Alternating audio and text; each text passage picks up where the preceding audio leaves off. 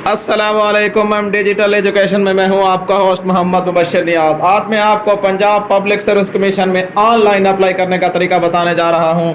आप घर बैठकर अपने ये पैसे बचा सकते हैं और घर बैठकर ऑनलाइन अप्लाई कर सकते हैं। इसके अप्लाई करने का तरीका क्या है, आज मैं सारी डिटेल आपको बताऊंगा। अगर आप मेरे इस चैनल पर न्यू हैं तो आपसे गुजारिश है कि आप इस चैनल को सब्सक्राइब कर लें और साथ ही घंटी के निशान को भी दबा दें ताकि हर नई आने वाली वीडियो आप तक बर वक्त पहुँच सके। आइए आज हम शुरू करते हैं कि लेक्चरशिप की पोस्ट के लिए हमारे पास एक दोस्त का NIC और उसकी एक फ़र्ज़ी पोस्ट पे हम अप्लाई कर रहे हैं। तो देखें, सबसे पहले इसने अप्लाई करना है लेक्चरर एजुकेशन मेल की पोस्ट के ऊपर। आप वहां ऑनलाइन अप्लाई पे जब जाएंगे तो उसके बाद ऑटोमेटिकली मुतल्लिका पोस्ट को आप सिलेक्ट करेंगे और फिर उसके बाद ये पेज आपके सामने ओपन हो जाएगा जो इस वक्त आपके सामने नज़र आ रहा है। यहाँ पर आपने शनाख्ती कार्ड नंबर इंटर करना है। इसके साथ फिर NIC 2 मरतबा पूछा जाता है, एक विद डैशेस और एक विदाउट डैशेस, यानी डैश के साथ और डैश के अलावा ये। और इसके साथ फिर ईमेल एड्रेस आपने यहाँ पुट करना है।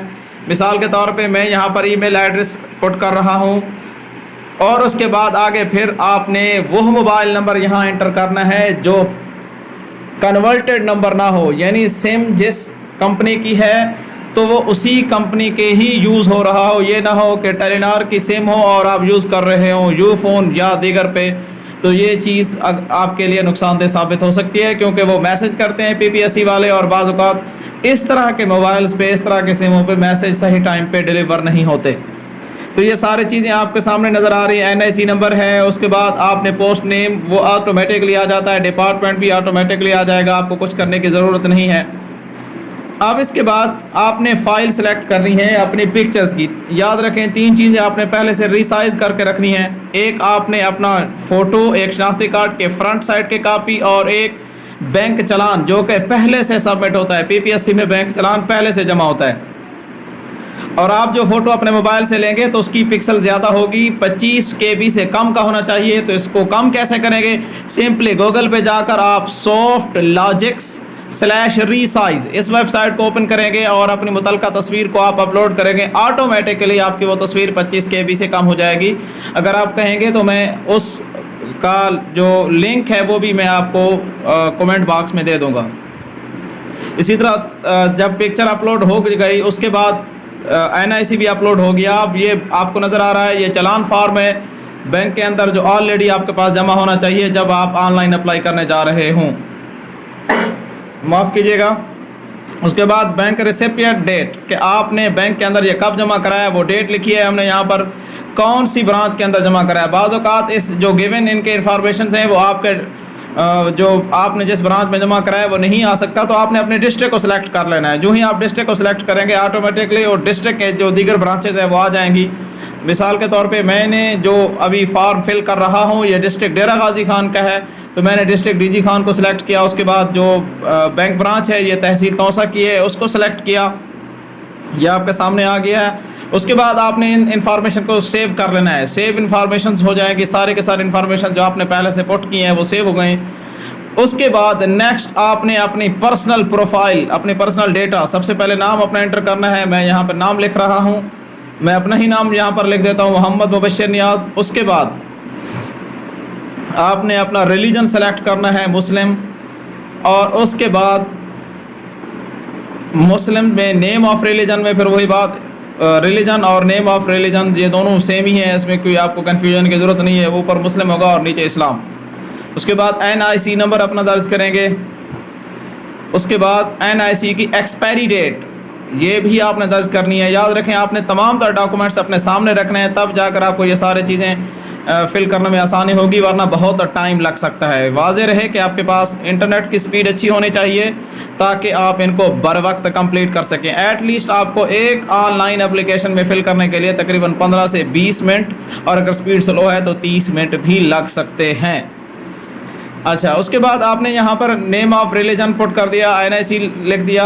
NIC की एक्सपायरी डेट आपने मेंशन करनी है। आपके NIC की बैक साइड के ऊपर इसकी तारीख़ तनसीख जो लिखी हुई होती है वही इसकी एक्सपायरी डेट होती है। उसके बाद पोस्टल एड्रेस, आपने पोस्टल एड्रेस, ताकि आपकी जो ख़त्तो किताबत हो सके वो किस एड्रेस पे हो सके, मैं यहाँ पर एक फ़र्ज़ी लिख रहा हूँ, पोस्ट ऑफिस कोट कैसरानी, तहसील तौसा, डिस्ट्रिक्ट डेरा गाजी खान। उसके बाद फ़ोन नंबर आपने अपना लिखना है। फ़ोन नंबर अगर आपका लैंडलाइन नंबर है तो वो लिख दें, नहीं तो उसकी जगह पे मोबाइल नंबर भी लिख सकते हैं। जो आपने पहले मोबाइल नंबर लिखा है वो वाला भी इसके अंदर लिख सकते हैं, कोई इशू नहीं है इसमें। आप अभी ये मेलिंग एड्रेस, पोस्टल एड्रेस को देख रहे हैं, मैं वही पोस्टल एड्रेस फिल कर रहा हूँ। पोस्ट ऑफिस, कोट कैसरानी, तहसील तौसा, डिस्ट्रिक्ट डीजी खान।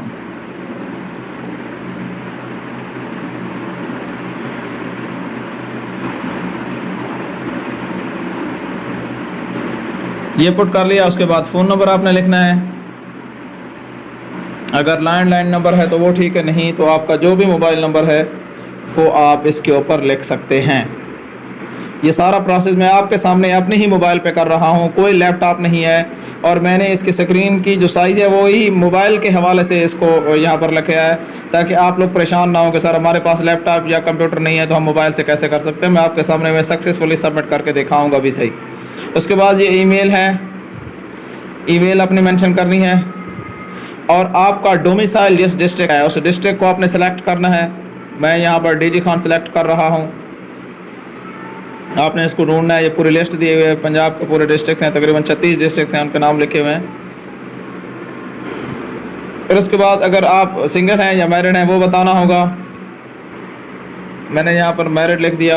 और फिर स्पाउस का नाम लिखना है।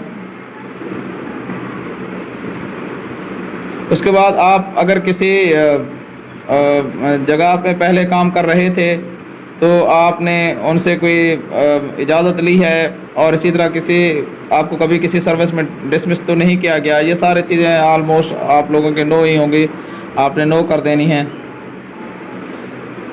आप अगर प्रोफेशनल एग्ज़ाम होल्डर हैं, मिसाल के तौर पे आपके पास इंजीनियरिंग डिग्री है, मेडिकल की डिग्री है, डीवीएम डिग्री है, तो फिर उनके जो अपनी अथॉरिटीज़ होती हैं, पीएमडीसी है या इंजीनियरिंग काउंसिल है या डीवीएम काउंसिल है, उनसे जो आपका लाइसेंस इशू होता है तो उसकी एक्सपायरी डेट भी यहाँ पर मेंशन करनी होती है।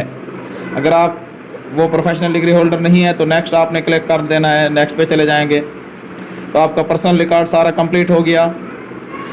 उसके बाद बैंक की सारे रिकॉर्ड कंप्लीट है, पर्सनल रिकॉर्ड। अब आप आ जाएं एजुकेशन के ऊपर। आपने अभी तक अपना एजुकेशनल जो रिकॉर्ड है वो सेट नहीं किया, तो हर पोस्ट का एजुकेशनल रिकॉर्ड अपना अपना होता है। यहाँ पर ये पूरे सेट बने हुए हैं, आपने अपने डिग्रीज़ के हिसाब से उस सेट को सिलेक्ट करना है। यहाँ 1 2 3 4 इस तरह सारे अगर आपके पास जो डिग्री का क्राइटेरिया आपके पास है तो उसी हिसाब से आपने उसी सेट को सिलेक्ट करना है, दूसरे को नहीं करना।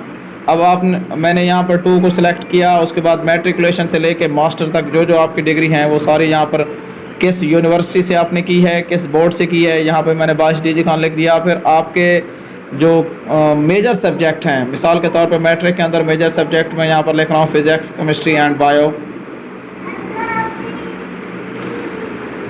ये लिख दिए। उसके बाद रिज़ल्ट कब डिक्लेयर हुआ तो वो तारीख लिखनी है। मैट्रिक का रिज़ल्ट साफ ज़ाहिर, ये सारे डॉक्यूमेंट्स आपके सामने होने चाहिए, वरना आपको बहुत टाइम लग सकता है। रिज़ल्ट डिक्लेरेशन डेट इसके अंदर लिखनी है, मैंने यहाँ पर लिख दी 15/6/2002। ये सारी मैं इसको फ़र्ज़ी फ़िलअप कर रहा हूँ सिर्फ आपके समझाने के लिए। उसके बाद आगे एग्ज़ामिनेशन सिस्टम आपने एनुअल दिया। एग्ज़ामिनेशन सिस्टम एनुअल है या सेमेस्टर है। मार्क्स ये कितने आपने हासिल किए, टोटल मार्क्स कितने थे वो पुट अप करने हैं। डिवीज़न या ग्रेड क्या है वो आपने लिखना है यहाँ पर। इसको नेक्स्ट, फिर ऐड, एक और ऐड करेंगे। ज़रा आपने मैट्रिक से मास्टर तक सबको फिल करना है। अब इसके बाद इंटरमीडिएट की क्वालिफ़िकेशन फिल कर रहे हैं। इंटर के अंदर आपने किस बोर्ड से इंटर की है, मैंने 22 डीजी खान यहाँ पे लिख रहा हूँ। अगर आपका यहाँ पर लिस्ट में नाम ना हो तो आप एनी अदर करने के बाद ये नीचे लिखा हुआ है if board university is not given in the list, तो फिर आपने उसका नाम लिख देना है। अगर वो ऊपर लिस्ट में ना हो तो आज ख़ुद भी आप लिख सकते हैं, इस हवाले से परेशान ना हो कि ऊपर नाम नहीं है तो हम क्या करें। तो वहाँ पर एनी अदर करके नीचे जो बॉक्स दिया हुआ है वहाँ पर आप अपनी यूनिवर्सिटी, अपने बोर्ड का नाम लिख सकते हैं। फिर यहाँ पर मेजर सब्जेक्ट्स को मैं यहाँ पर लिख रहा हूँ। Major subjects chemistry, physics and bio.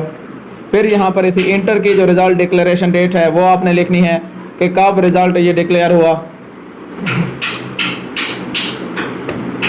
7/8/2004 मैंने यहाँ पर लिख दिया इसको, 7/8/2004। एनुअल सिस्टम के साथ ये मैट्रिक इंटर होती है, वैसे भी इसमें सेमेस्टर सिस्टम नहीं होता। तो एनुअल, उसके बाद आपने जितने मार्क्स हासिल किए 785 और टोटल मार्क्स इंटर के कितने थे 1100। उसके बाद फिर आगे आप कंटिन्यू करेंगे ऐड एन अदर, यहाँ first division, second division, third division जो भी है आपने वो यहाँ पर लिखना है। ग्रेड आपने लिखना है, आपने जिस ग्रेड में किया, और उसके बाद फिर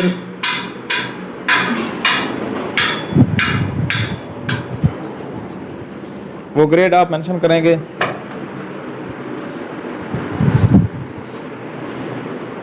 उसके बाद बैचलर डिग्री की हम यहाँ पर लिख रहे हैं किस यूनिवर्सिटी से हमने बैचलर किया है।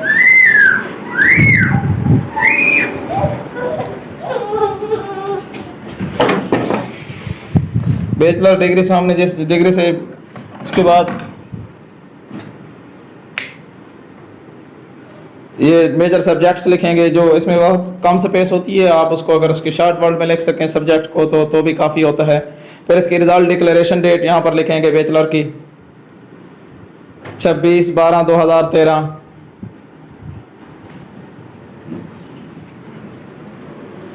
फिर उसके बाद सेमेस्टर सिस्टम होता है अमूमी तौर पे बैचलर के अंदर, जब आप जाते हैं तो वो सेमेस्टर होता है। अगर आपका एनुअल है तो एनुअल भी लिख सकते हैं।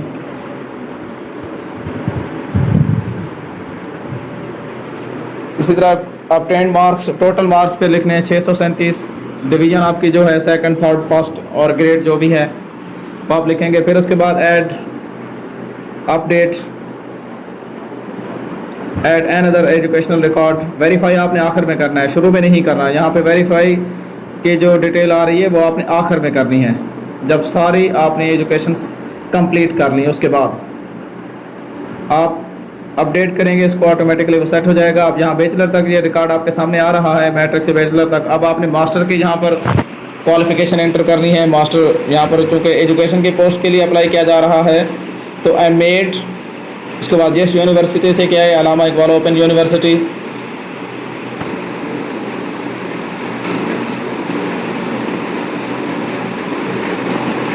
उसके बाद आपका जो मेजर सब्जेक्ट एम.एड के अंदर कौन से थे वो आपने लिख देने हैं। साफ ज़ाहिर सारे सब्जेक्ट नहीं आएंगे, जो आपके मेजर सब्जेक्ट हैं master degree holder, master degree के अंदर, तो वही आपने यहाँ पर लिखने हैं, जो भी मेजर सब्जेक्ट हैं।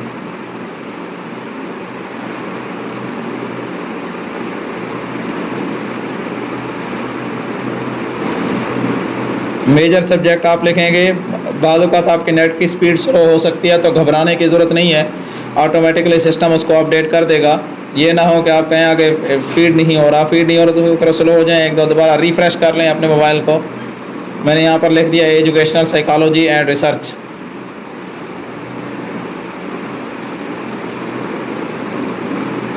Educational psychology and research.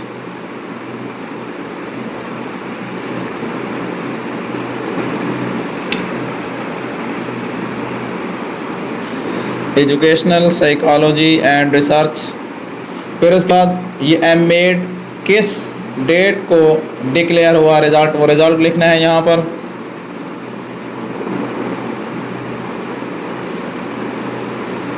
फिर एग्ज़ामिनेशन सिस्टम इसमें क्या था वो यहाँ पर पुट करेंगे।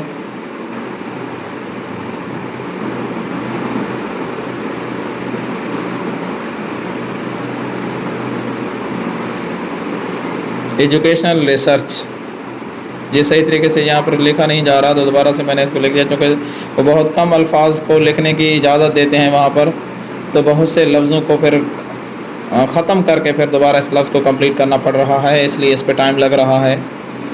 फिर रिज़ल्ट डिक्लेरेशन डेट यहाँ पर लिखेंगे कि एम.एड का रिज़ल्ट कब अनाउंस हुआ, कब ऐलान हुआ। वो डेट आपके रिज़ल्ट कार्ड के ऊपर लिखी हुई होती है, वहीं से आप देकर लिखेंगे।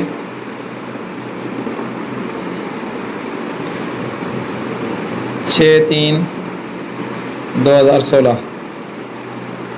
इसके बाद ये सेमेस्टर सिस्टम है, सेमेस्टर को क्लिक करेंगे। आप 10 मार्क्स आपने जितने नंबर हासिल किए थे वो लिखेंगे यहाँ पर 760 आउट ऑफ 900। टोटल मार्क्स जो हैं 900 टोटल मार्क्स होते हैं, सॉरी 1200, 900 बी.एड के होते हैं, 1200 एम.एड के होते हैं। फिर फर्स्ट डिवीज़न। इसके बाद ये आपके इस पोस्ट के लिए जो एजुकेशनल रिकॉर्ड है वो कंप्लीट हो गया। अगरचे आपके पास इजाफी भी क्वालिफ़िकेशन है, एमफिल पीएचडी हैं, तो यहाँ पर इस पोस्ट के लिए चूँकि जो रिक्वायर्ड क्वालिफ़िकेशन है तो वही माने रखती है, आप इजाफी क्वालिफ़िकेशन इसके अंदर ऐड नहीं कर सकते पीपीएससी के अंदर। बहुत दफ़ा अगर वो यहाँ अपनी एडवर्टाइजमेंट के अंदर लिख दें तो फिर गुंजाइश हो जाती है, लेकिन यहाँ पर चूँकि लेक्चरशिप की पोस्ट है तो उसके लिए अभी एडिशनल कोई खाना उन्होंने यहाँ पर एजुकेशनल रिकॉर्ड का नहीं बनाया, सिर्फ उसी सेट के अंदर जो रिकॉर्ड है उसी के मुताबिक आपने फिल करना है। फिर आप यहाँ पर लिखेंगे अपना, अगर प्रीवियस सर्विस में आप काम करते हैं तो उसको लिख दें, अगर नहीं करते तो आप कहेंगे नॉट एप्लीकेबल का ऑप्शन होगा। मैं यहाँ पर लिख रहा हूँ क्योंकि जिस दोस्त का मैं अप्लाई करने जा रहा हूँ तो वो ऑलरेडी स्कूल एजुकेशन डिपार्टमेंट में काम कर रहा है। याद रखें, अगर आप गवर्नमेंट एम्प्लॉइज़ हैं तो आपने गवर्नमेंट से NOC लेकर अप्लाई करना है। स्कूल एजुकेशन डिपार्टमेंट में कब से काम कर रहे हैं वो डेट भी यहाँ पर आप लिखेंगे, तारीख, आपकी डेट ऑफ ज्वाइनिंग क्या है, कब से आपने इस डिपार्टमेंट को ज्वाइन किया था। पोस्ट स्टार्टिंग डेट भी कह सकते हैं, ज्वाइनिंग डेट भी कह सकते हैं।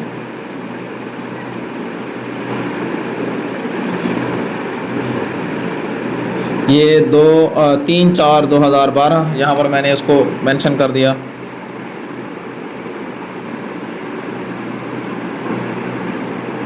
ये सर्विस रिकॉर्ड आपके सर्विस काउंट होगी अगर आप यहाँ NOC लेकर जाएंगे, अदरवाइज़ ये सर्विस काउंट नहीं होगी और आपके फिर एलिजिबिलिटी क्राइटेरिया के ऊपर भी प्रॉब्लम्स मसाइल पैदा हो सकते हैं, क्योंकि NOC लेना अपने प्रीवियस एम्प्लॉयर से ज़रूरी होता है। उसके बाद अगर इसके अलावा आप एक से ज़्यादा एक्सपीरियंस रखते हैं तो वो भी आपने लिखना होगा। अगर आप जिस ग्रेड में काम कर रहे हैं, गवर्नमेंट एम्प्लॉइज़ हैं, तो वो मेंशन करना है, और जिस स्केल में काम कर रहे हैं वो स्केल मेंशन करना है आपने। गवर्नमेंट के जिस डिपार्टमेंट में है उसको भी लिखना होता है। उसके बाद ये सारा काम एजुकेशन रिकॉर्ड भी कंप्लीट हो गया। आप नेक्स्ट को क्लिक करेंगे तो उसके बाद ये आपका एप्लीकेशन नंबर जनरेट हो जाएगा। इस तरह से आपकी ये एप्लीकेशन आपके सामने सक्सेसफुली सबमिट हो चुकी है। इसी तरह से आप भी सबमिट कर सकते हैं। ये आपका एप्लीकेशन नंबर है जो आपने अपने पास राइट करके लिखना है। अगर आप इसको एडिट करना चाहें तो भी कर सकते हैं किसी इन्फॉर्मेशन को, लेकिन आखिरी तारीख से अप्लाई करने से पहले आखिरी तारीख अगर गुजर गई तो उसके बाद आप कोई भी एडिशन नहीं कर सकते। अगर आपसे कोई मिस्टेक हो गई है तो कोई इशू नहीं है, आप एक मरतबा सबमिट कर दें, फिर दोबारा उसी जगह पर जाकर आप अपनी एडिट कर सकते हैं। अगर आपको ये वीडियो अच्छी लगे तो ज़रूर लाइक और शेयर कीजिए ताकि दूसरे लोगों का फ़ायदा हो। अल्लाह हाफिज़, थैंक्स फॉर वॉचिंग।